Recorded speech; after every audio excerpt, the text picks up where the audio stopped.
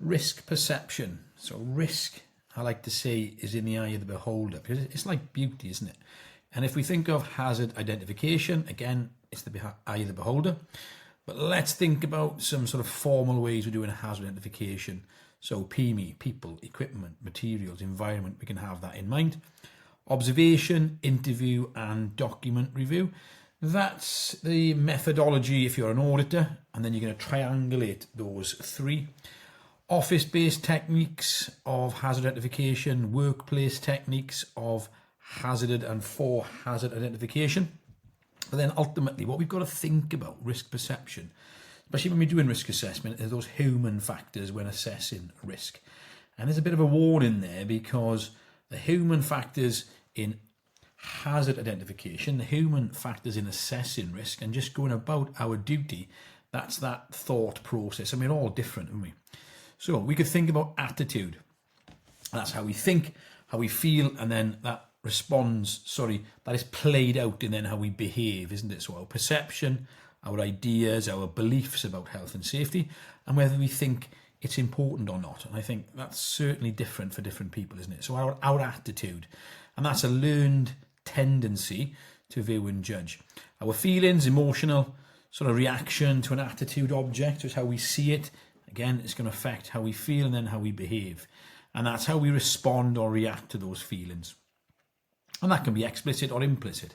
And there's also a plus or minus, negative or positive within the decision making. So that attitude is going to affect, isn't it? And so is our sort of cognitive biases, our bounded rationality. And there's many of these things we can think about. These are our systematic errors in our thinking. That's mental shortcuts. We can't take everything in, can we? We can't look at everything as if it was the same first time we've seen it, I should say. So we build that up over time, our perception, don't we? Bounded rationality, that's our limited thinking. We are bound by what we know, aren't we? The availability heuristic, something good to think about. And that's how we establish that probability of what's in our mind, what's available to us. If you've experienced something before, you're potentially going to think it's a possibility of it happening again. Confirmation bias, again, that's confirming our beliefs. The fundamental attribution area. I think this is a really interesting one. And that's where we attribute the actions of others basically as what we think about them. It might be okay for us to do it, but if we see somebody else doing it, we just think, that's because they're this type of person. So we fundamentally attribute our thoughts and the way they're acting, and just because what we think, but that could be an error, couldn't it? That's it. The halo effect, a very interesting one. The attractiveness stereotype. Wow, look at him, he's handsome. Wow, look at her, she's beautiful. Then all of a sudden, that halo effect, we put a little bit of a halo on them, and easily they could be pulling the wool. The whole situation could be fake, couldn't it? And the horns effect is when we look at somebody, and ultimately how we see them could affect how we perceive them. So what they look like affects our perception. Something to think about, that is, isn't it? Optimism bias, overestimate a positive outcome. Again, these are sort of rules of thumb. So risk perception, the eye of the beholder, we need to be thinking about these. And there's some fantastic HSC documents. HSG 48, I think, is really good. Human factors. We've got to think about the job, the individual, and the organisation. So risk perception, the eye of the beholder. Lots of things to think about when we're doing risk assessment. Hazard and risk perception. So this gentleman, is he mad or is he just taking a calculated risk? Well, I don't think he thinks he's going to fall to his death, does he?